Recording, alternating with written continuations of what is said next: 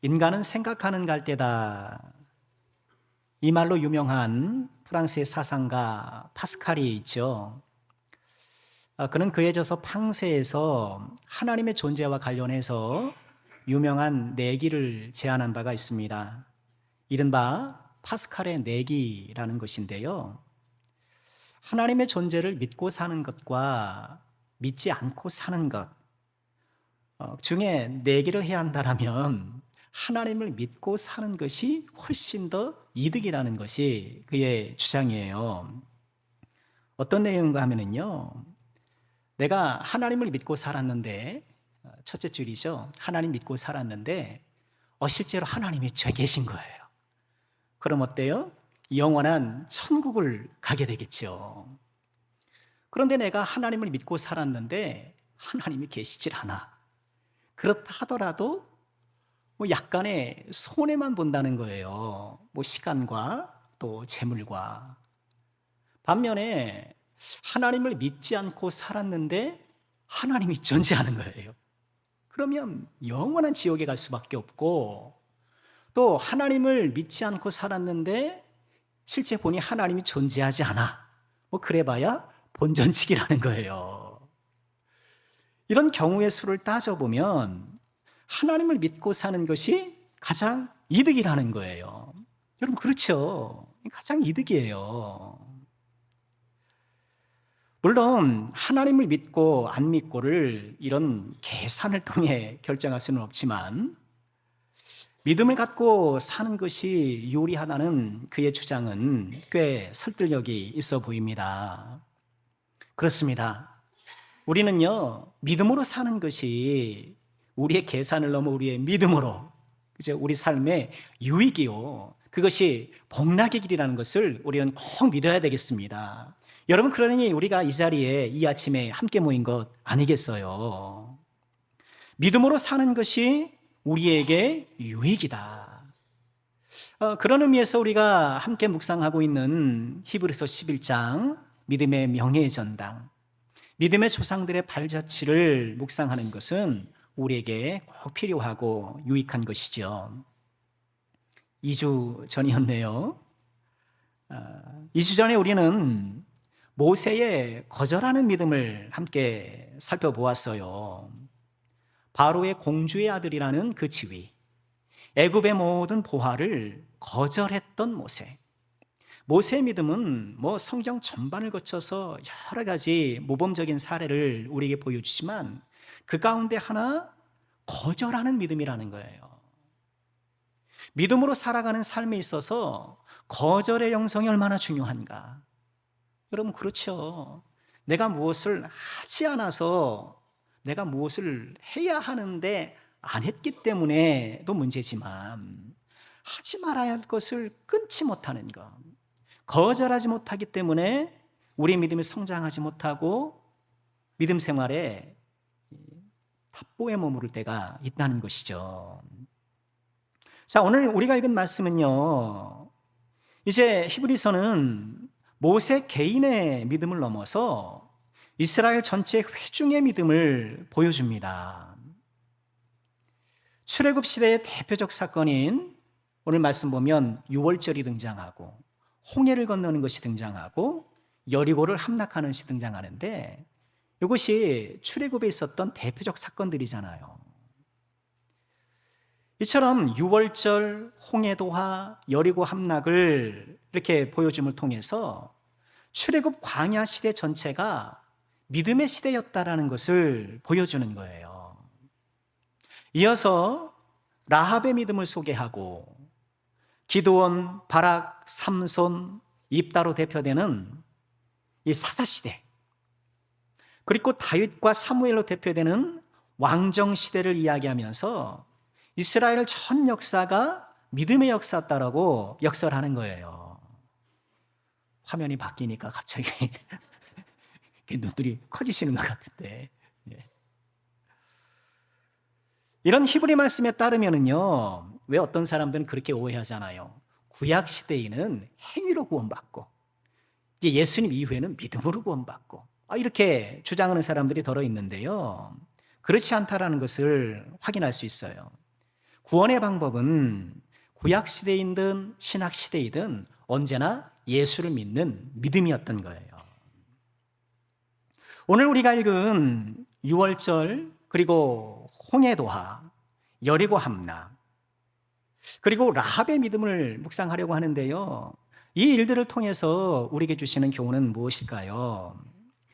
첫째, 오늘 말씀은요, 믿음은 하나님의 방식을 따르는 것이라고 우리에게 교훈해요. 믿음은 하나님의 방식을 따르는 것입니다. 대표적인 것이 28절에 제시되고 있는 유월절 사건이에요. 믿음으로 유월절과 피 뿌리는 예식을 정하였다. 이는 장자를 멸하는 자로 그들을 건드리지 않게 하려 한 것이다 하면서 유월절 사건을 우리에게 보여줘요. 유월절 잘 아시죠? 애굽에서 노예 생활하던 이스라엘 백성들을 하나님께서 구출할 때 10가지 재앙으로 애굽을 융단 폭격하시잖아요. 그 가운데 마지막 재앙, 애굽의 장자를 치는 재앙. 애굽의 여종부터 바로에 이르기까지 모든 집안의 큰아들이 다 죽는 거예요. 저도 큰아들인데 그때 있었으면 꼼짝없이 애굽 사람이 있으면 죽었을 거예요. 사람뿐만 아니라 가축의 첫 새끼도 다 죽는 거예요. 그러나 이런 재앙 가운데서도 하나님께서는 이스라엘 백성들을 보호해 주셨는데 그 재앙이 미치지 않도록 해주셨는데 그 방법이 무엇이었나요? 어린 양이나 또는 염소를 잡아 그 피를 문설주와 인방에 바르는 거예요. 여러분 문설주 아시죠? 문 옆 기둥, 인방은 위에 바르는 거예요. 그러시면서 출애굽기 12장 13절에 따르면 내가 애굽 땅을 칠 때 그 피가 너희 사는 집에 있어서 너희를 위하는 표적이 될 것이다. 그래서 그 피를 보는 피가 발라져 있는 그 집을 넘어간다는 거예요. 이 넘어간다는 거에서 유월절이 유래되었잖아요. 넘을 유자, 넘을 월자거든요. 유월, 넘고 넘는 거예요. 그런데 여러분, 이 방법 어떻게 생각하세요?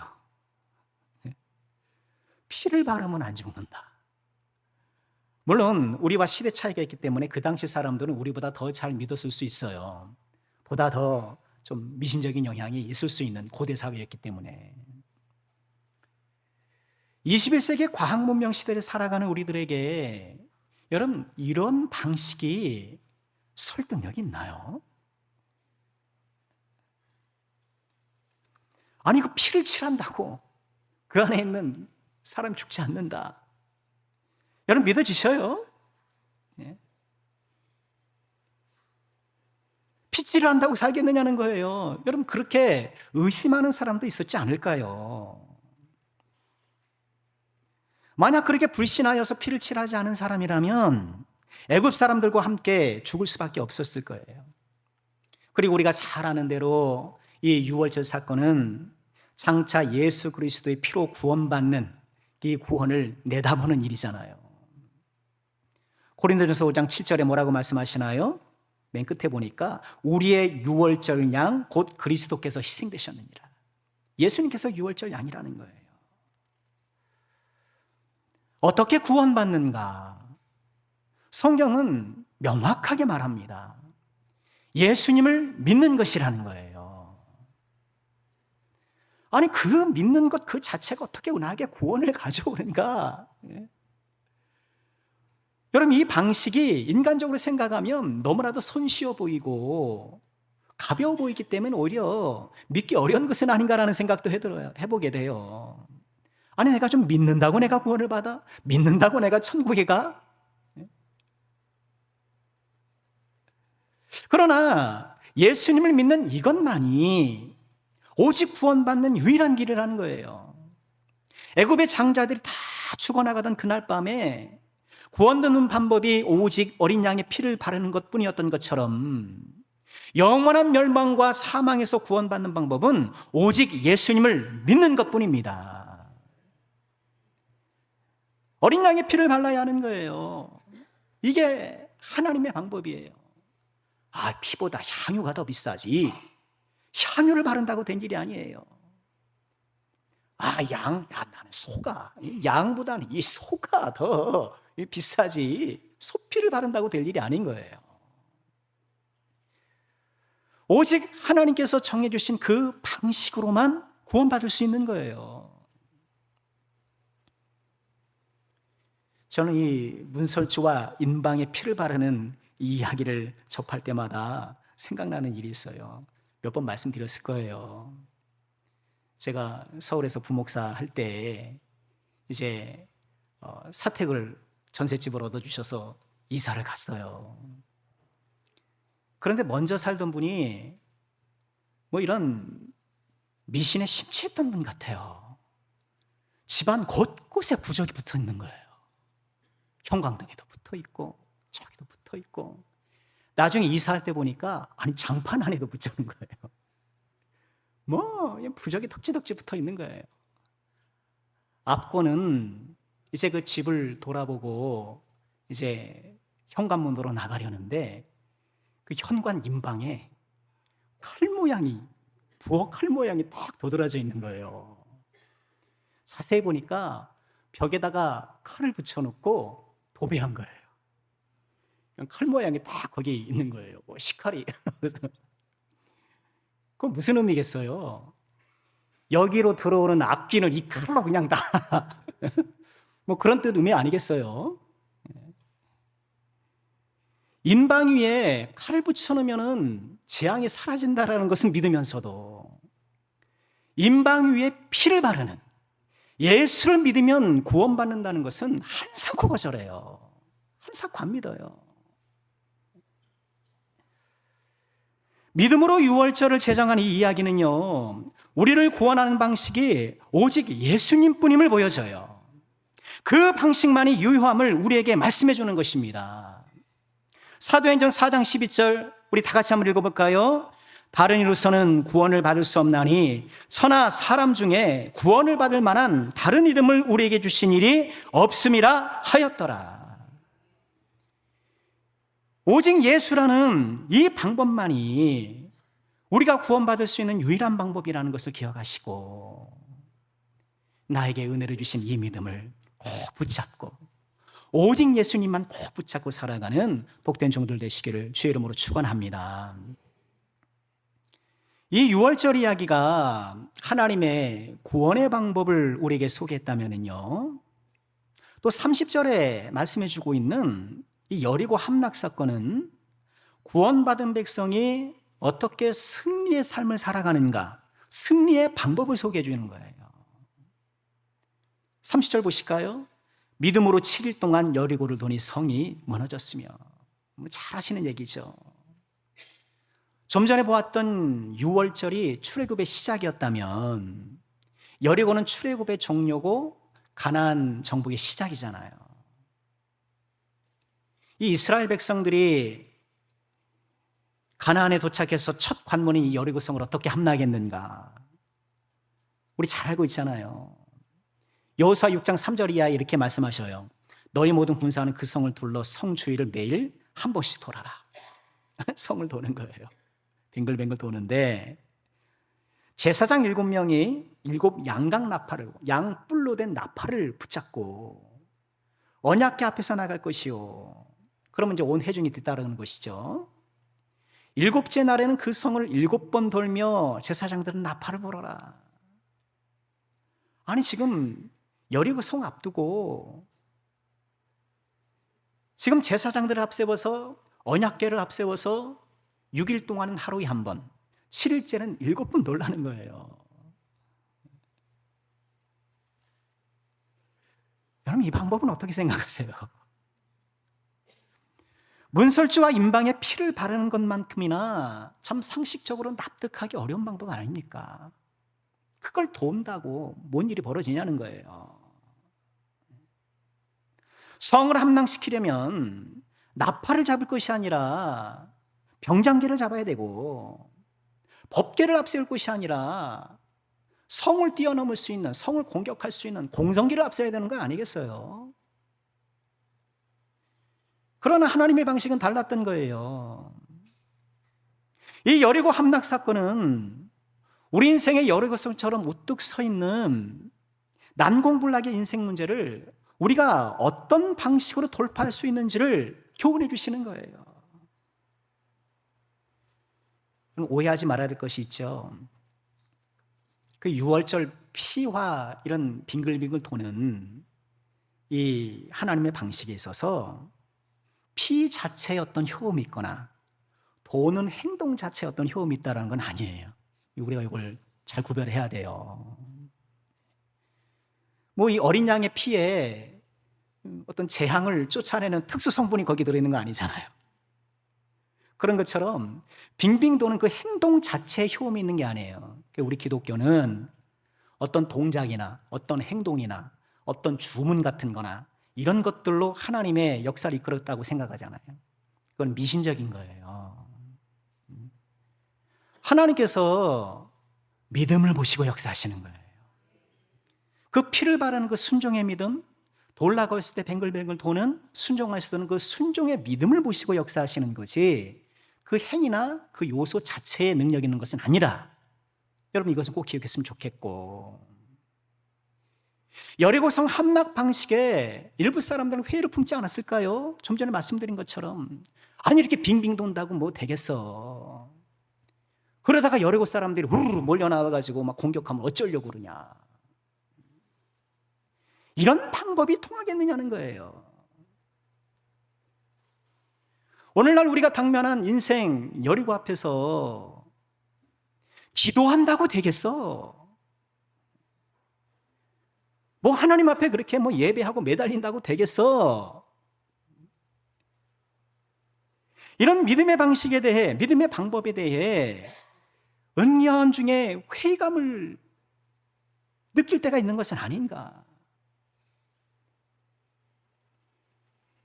우리 사랑하는 모든 죄종들, 우리 믿음의 여정을 걸어가시면서요, 이 기도를 통해 인생 여리고가 무너지는 경험을 꼭 누리시길 주의 이름으로 축복합니다. 그 경험을 한번 해야 돼요. 그리고 하나님께서는요, 인생 여리고 앞에 서 있는 우리들이 하나님의 방식으로 그 문제에 도전하기를 기다리셔요. 우리 지난 금요 예배 때 한나를 묵상했었잖아요. 한나가 이 가정 불화로 힘들었잖아요. 매해 성소에 이 가정에 올라가서 예배를 드렸지만 그 원통한 마음을 해소할 길이 없었어요.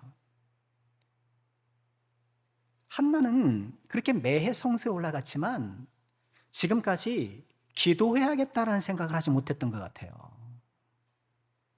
그런데 그 해는 어떻게 된 일인지 너무나도 속상하고 원통하니까 성소에 가서 기도하기로 한 거예요. 그리고 하나님 앞에 통곡하며 울며 기도하니까 하나님께서 역사하셔요. 마치 한나의 기도를 기다렸다는 듯이. 그렇게 내가 예배하러 왔지만 나는 내가 지금 인생 문제, 여리고 문제를 내 앞에 가져와 기도하기를 기다렸다.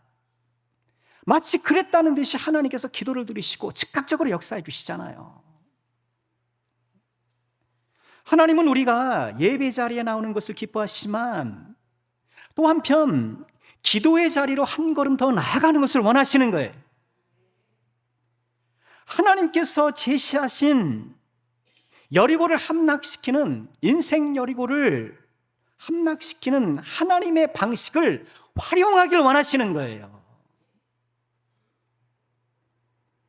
우리 인생의 난공불락의 여리고성에 가로막고 있을 때, 질병의 여리고성이, 경제 문제의 여리고성이, 불통한 미래의 여리고성이, 이 각종 여리고성을 무너뜨리는 방법이 무엇입니까? 하나님의 방식이고 기도라는 거예요.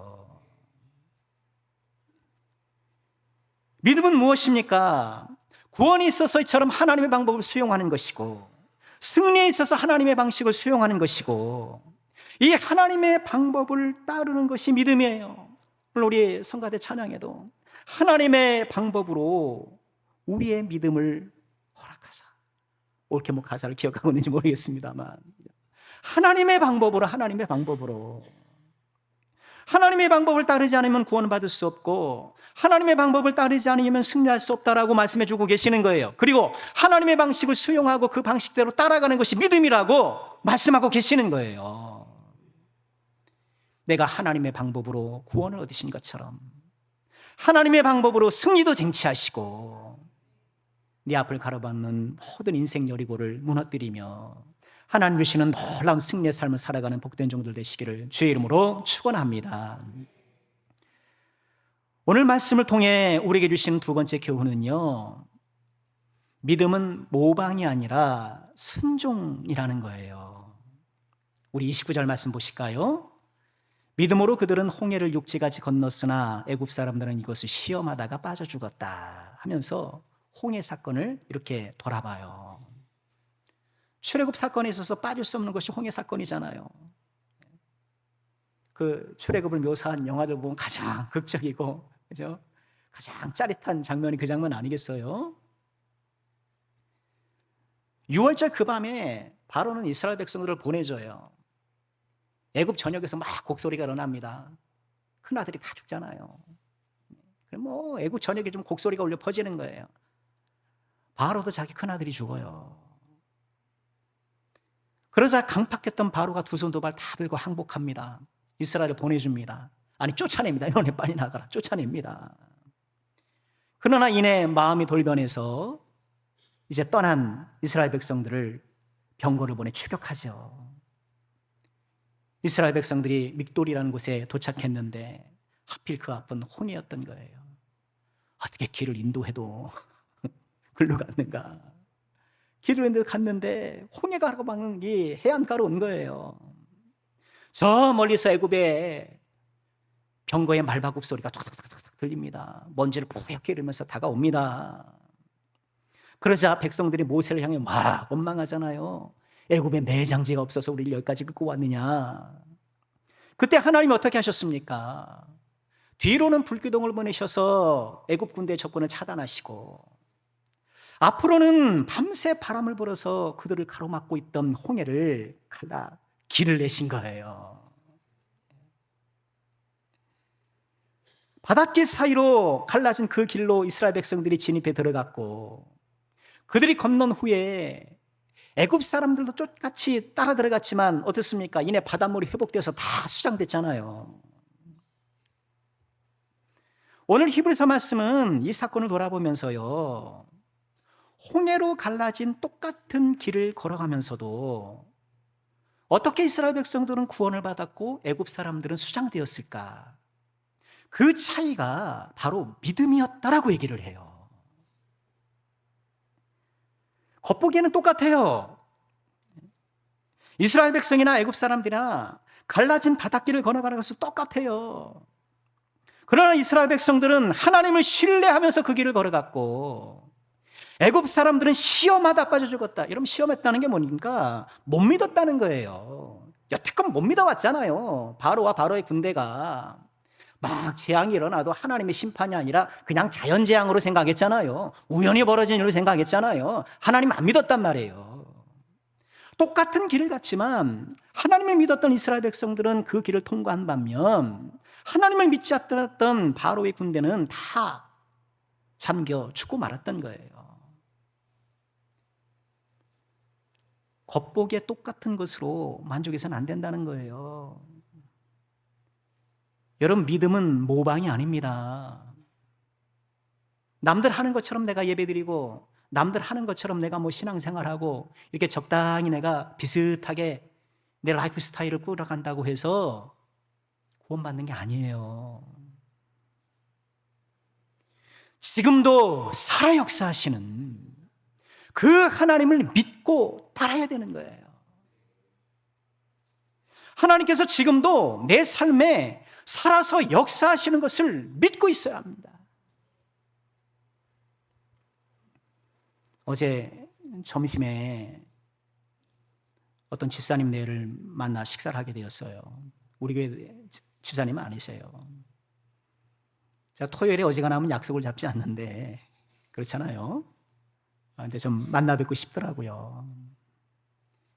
익산의 한 교회에서 열심히 섬기는 그런 젊은 집사님 부부예요. 담임 목사님을 도와서 교회 내 여러 사역을 하는데, 이제 특히 교회 밖 불신자들을 교회로 어떻게 하면 좀 자연스럽게 인도할까 하면서 여러 사역을 구상하면서 이렇게 진행하는 그런 분이시더라고요. 대화 중에 그분이 그런 얘기를 하셔요. 그분은 헌신은 자기 비용을 들여야 헌신이라고 생각한다는 거예요. 그렇게 배워왔다는 거예요. 자기 비용을 들여야 된다는 거예요. 그래서 자기에게 주신 직분을 감당할 때 주로 자기 비용을 쓴다는 거예요. 여러분, 그래요. 때때로 우리가 주님을 섬기는 길에서는 옥합을 깨트리는 헌신이 있어야 돼요. 옥합을 깨트리는 헌신이 한두 번쯤 있으셔야 돼요. 그 얘기를 듣고 제가 이런 말씀을 드렸어요. 아니, 그래도 사역의 범위가 넓어지고 사람들이 많아지고 그러면 비용이 많이 들 텐데, 그럼 교회 공적 예산 지원도 받아야 되지 않겠습니까? 라는 취지로 얘기했는데 그분이 딱 이렇게 말해요. 그러면 하나님이 채워주시겠죠. 그러면 하나님이 채워주시겠죠. 이야, 좀 속으로 뜨끔했어요. 아니, 목사는 전략적 사고로 이렇게 대화를 하는데 그분은 믿음의 사고를 하는 거예요. 그러면 하나님이 채워주시겠죠. 책의 하나님이 아니라, 이론의 하나님이 아니라 지금도 내 삶에 역사하셔서 행동하시는 하나님, 그 하나님을 붙잡고 살아가는 거예요. 여러분, 그런 것이 믿음 아닐까요? 그저 내가 신용하고 그저 내가 남들 하는 거 비슷하게 해서 아니에요. 살아계신 하나님을 믿는 것, 역사하신 하나님을 믿는 것. 예수님이 이런 말씀을 하셨어요. 내가 너에게 이르노니 그 밤에 둘이 한 자리에 누워있으며 하나는 데려감을 얻고 하나는 버려둠을 당할 것이다. 두 여자가 함께 맷돌을 갈고 있으며 하나는 데려감을 얻고 하나는 버려둠을 당할 것이다. 똑같이 잠을 자는데, 똑같이 맷돌을 가는데 누구는 데려감을 당하고 누구는 버려둠을 당한다는 거예요.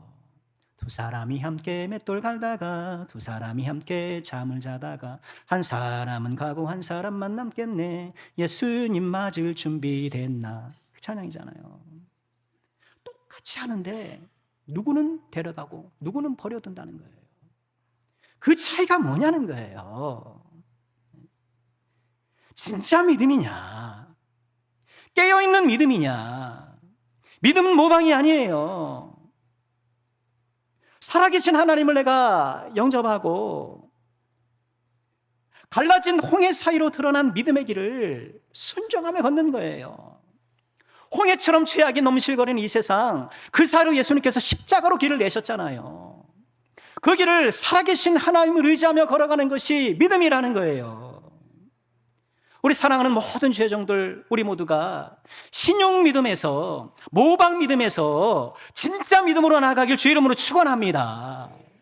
그저 우리가 믿음 생활하면서 물가에서 발만 적시는 그런 신용하는 것이 아니라 은혜의 깊은 바다로 들어가서, 은혜 깊은 바다로 들어가서, 왜 너 인생은 언제나 거기서 전 큰 바다 물결 보고 찰싹거리는 작은 파도 보고 마음이 졸여서 못 가네. 바다까지는 왔는데 안 들어가는 거예요. 찰싹거리는 거 그냥 뭐 그거 난 이 정도는 됐어. 이 정도는 됐어. 어차피 해수욕장은 왔잖아. 어차피 나도 수영복 입었잖아. 아니라는 거예요. 자 곧 가거라, 이제 곧 가거라, 저 큰 은혜 바다 향해.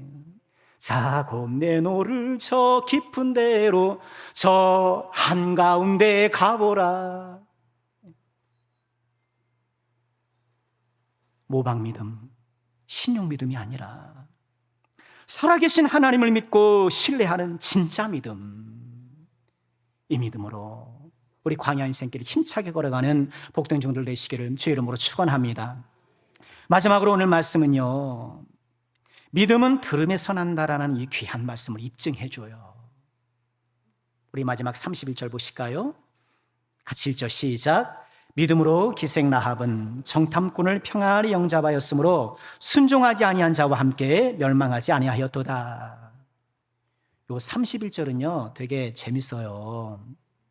왜냐하면 히브리서는 지금 11장을 쭉 기술하면서 시간 순서대로 이렇게 진행을 하거든요. 6월절, 그 다음에 홍해도와 그리고 여리고 함락이잖아요. 이런 시간 순서에 따르면 라합의 이 이야기는 여리고 함락 이전으로 가야 되는 거예요. 시간 순으로는 그래요. 그런데 히브리 기자는 마치 6월절 홍해도와 여리고 함락을 차례로 기술한 뒤 아차, 라합이 빠졌구나 라는 듯이 뒤늦게 라합을 얘기를 하는 거예요. 라합 이야기를 꼭 하고 싶었던 거예요. 오늘 말씀에서도 소개하는 것처럼 라합은 여리고의 기생이에요. 기생이에요. 아마도 여인숙을 운영하면서 성매매됐던 여인이 아니겠는가 그렇게 생각을 해요. 잘 아시는 대로 함락전 여호수아는 정탐꾼을 여리고로 보내잖아요. 근데 정탐꾼이 좀 부실했어요. 발각된 거예요. 정탐꾼은 들키지 말아야 되는데 그게 첫 번째인데 들킨 거예요. 라합이 집에 숨어 들어갔잖아요. 근데 라합이 어떻게 해요? 정탐꾼들을 숨겨주고 여리고 경찰들을 따돌려줘요. 라합 덕에 정탐꾼들이 목숨을 건질 수 있었어요. 라합이 왜 이럴까요? 라합은 왜 그랬을까? 라합은 정탐꾼들에게 이렇게 얘기를 해요. 여호수아 2장 9절이에요. 말하되 여호와께서 이 땅을 너에게 주신 줄을 내가 안다. 우리가 너희를 심히 두려워하고 이 땅 주민들이 다 너희 앞에서 간담이 놓고 있다. 이는 너희가 애굽에서 나올 때 여호와께서 너희 앞에 홍해물을 마르게 하신 일과 너희가 요단 저쪽에 있는 아모리 사람의 두 왕 시온과 오경이 행한 일을 곧 그들을 점령시킨 일을 어땠다고요? 우리가 들었습니다. 우리가 듣자 곧 마음이 녹았고 너희로 말미암아 사람이 정신을 잃었나니 너희 하나님 여호와는 위로는 하늘에서도 아래로는 땅에서도 하나님이시다. 라합이 정탐꾼을 살려준 이유, 그리고 그것을 통해서 자기 가족을 구원시키자고 부탁했던 그 이유는 뭔가요? 이스라엘의 광야 행군 가운데 하나님께서 역사하셨다는 것을 들었다는 거예요. 들었다는 거예요. 라합의 믿음은 듣고 믿는 믿음. 라합이 홍해가 갈라진 걸 봤습니까? 보지 못했죠. 벌써 40년 전 일이기도 하고. 광야에서 있었던 수많은 하나님의 역사를 라합이 보았나요? 보긴 뭘 봐요. 여인숙 운영하면서 자기 삶 사느냐고 바빴을 텐데 그걸 뭘 봤겠냐는 거예요. 본인은 보지 못했지만 들었다는 거예요. 그 듣고 우리가 들었다, 우리가 듣자 마음이 녹았다, 여리고 사람들이 다 들었다는 거예요. 그러나 하나님은 위로는 하늘에서도 아래는 땅에서도 하나님이라는 이 신앙 고백은 라합만 하고 있는 거예요. 똑같이 들었지만 누군가는 믿음이 일어나서 본인의 생명과 가족의 생명을 구원하고, 누구는 똑같이 들어서 마음도 녹았지만 오히려 하나님을 대적하더라는 거예요. 라합의 믿음은 너무나도 단순하고 담백해요. 듣고 믿는 거예요. 우리에게 강력한 도전이 되지 않습니까?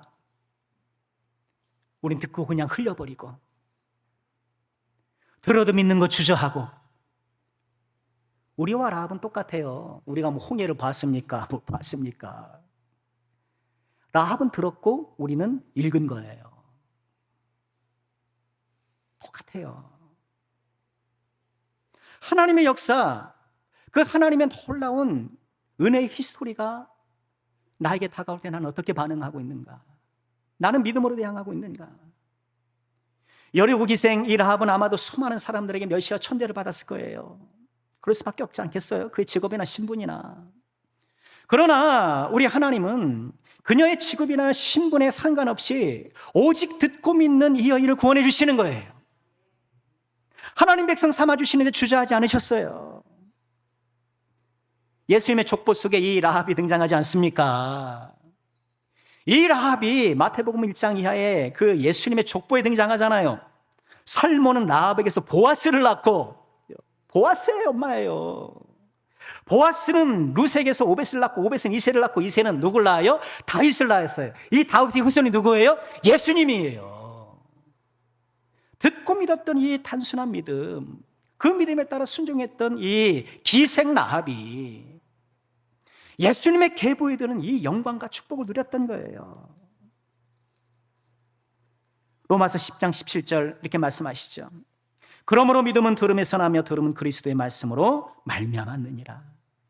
믿음은 들음에서 나는 거예요. 듣고 믿는 것이 정말 순수한 믿음이에요. 듣고 믿는 라합의 믿음은 수도 없이 들으면서도 믿기를 주저하고 행하기를 주저하는 우리를 부끄럽게 해요. 듣고 믿는 이 단순하면서도 담백한 믿음. 우리 남성께 사랑하는 모든 종들, 우리의 믿음이 이런 믿음이 되기를 주의 이름으로 축원합니다. 말씀 마치겠습니다.